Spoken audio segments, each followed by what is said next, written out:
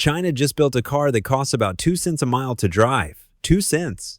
Right now, with gas sitting above $4 a gallon, the average American is paying around 15 cents a mile just in fuel. That means this little machine drives 7 times further on the same dollar. And here's the thing your brain is doing right now. It's telling you there has to be a catch.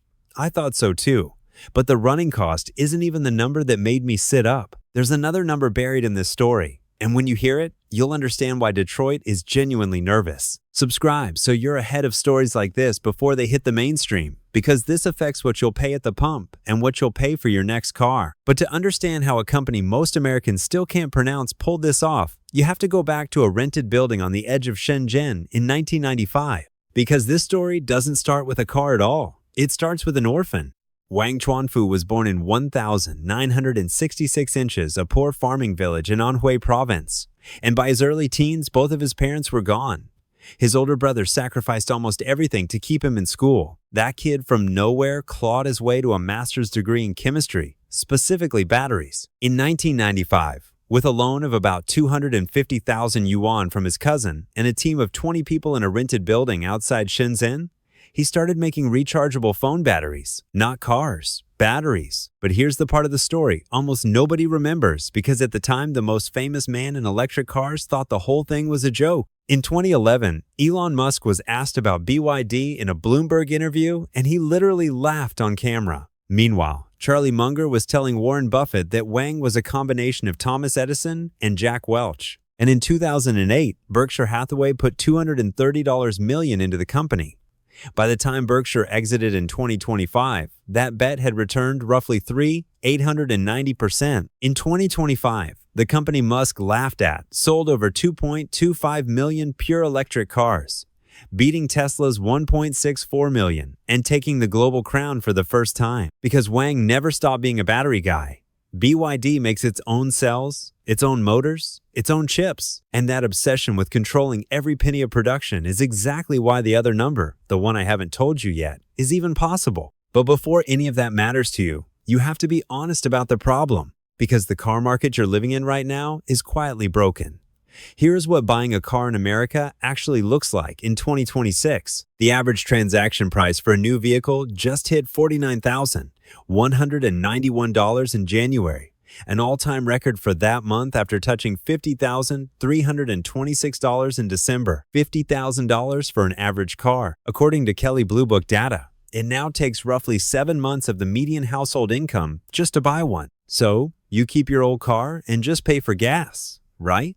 Except gas is not safe either. After the Strait of Hormuz closed in late February, the national average rocketed from $2.96 to a peak of $4.55 a gallon, a 54% spike in under 3 months. At today's prices, a typical 2.8 mile per gallon car burns over $2,200 a year in fuel alone, before insurance, before maintenance, before the car payment. And if you think going electric saves you from this, the numbers are arguably worse. The average new electric vehicle in America costs $55,715. Even Tesla, the affordable disruptor, averages over $52,000 per sale. Electric cars were supposed to free regular people from fuel costs, and instead they became luxury items most families can't touch. Cheap to drive, impossible to buy, expensive to drive, barely affordable to buy.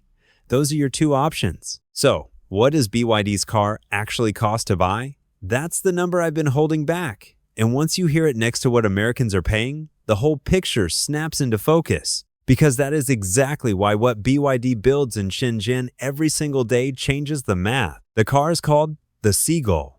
It's a small electric hatchback, and it quietly became one of the best-selling EVs on planet Earth.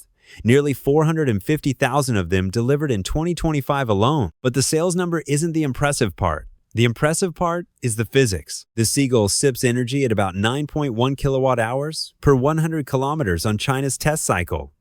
Call it 12 inches, messy, real-world driving. Run that math at Chinese home electricity rates, and you land between 1 and 2 cents per mile. Even at American electricity prices, you're looking at roughly 2.5 to 3 cents per mile. There it is.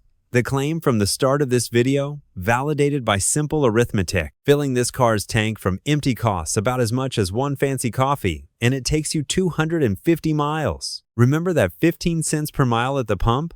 This is a seven-fold cut to your single biggest driving expense. How wild is that? But that's just the running cost. The number I've been holding back since the beginning, the one that genuinely broke my brain, is the price. The 2026 Seagull starts at 69,900 yuan. That's about $10,300. Yep, you read that right. A brand new electric car, 252 miles of range on the top battery, for 1/5 of what the average American pays for a new vehicle and less than many used Corollas. The new version even ships with LiDAR-based driver assistance for under $15,000. Hardware you would normally find on cars costing six figures, cheap to buy and 2 cents a mile to drive. Both problems solved by one car. But a cheap city car in China does not change your world until you see where these cars are actually showing up, because they're not staying in China. BYD shipped over 1 million vehicles overseas in 2025, and in the first quarter of 2026 alone, exports hit 321,165 units, up 56% year over year. The company is targeting as many as 1.6 million overseas sales this year, and they are not just exporting, they are planting flags. Factories in Thailand, in Brazil, in Hungary, right inside the European Union's walls, which is exactly why governments are panicking. The US and EU did not slap heavy tariffs on Chinese electric vehicles because these cars are bad. You do not build a wall against a product nobody wants. And the Seagull is just the entry point. BYD also unveiled a charging platform the company says can add hundreds of miles of range in about 5 minutes, and it's headed to Europe within the year. This isn't one car anymore. It's electric buses already running in cities worldwide. Grid-scale energy storage, a company doing $112 billion in annual revenue with 120,000 engineers. More engineers than most automakers have employees. Wang Chuanfu himself admitted in December that competition at home is brutal, and BYD's edge has narrowed, with Geely and Xiaomi chasing hard. But think about what that means. The scary part isn't one Chinese company. It's that there's a whole pack of them all racing toward 2-cent miles. While everyone else argued about whether electric vehicles were ready, BYD made the argument irrelevant by making them cheap. So, no, this was never just about one little hatchback.